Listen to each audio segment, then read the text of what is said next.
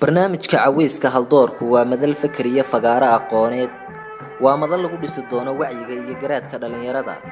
waa fagaaro lagu doodi doono aragtiyo iyo afkaaro la isku weydaarsan doono isla jeerkaasna lagu lafaguri doono mawduucyo xasaasi ah isla mar ahaantaasna waaqici ah waa madal isbedel dhab ah oo bulshada u gogol xaadaysa waa madal eegi doonta dhinacyada ganacsiga waxbarashada siyaasadda dhaqanka afka suugaanta iyo waaqica ka jira mandaqada SSC haddaba dhalinyaro waxaan rajaynaynaa inaad soo xaadiri doontaan geediyada kala duwan ee barnaamijka caweyska haldoorka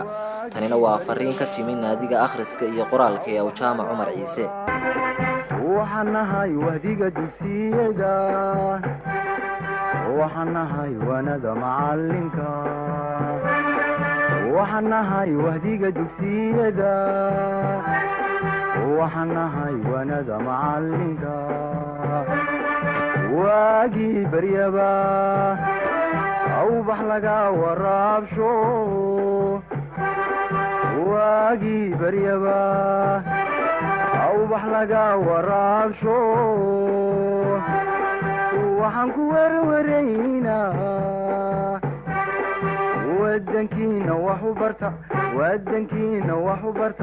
oo xambaaro waajibkiisa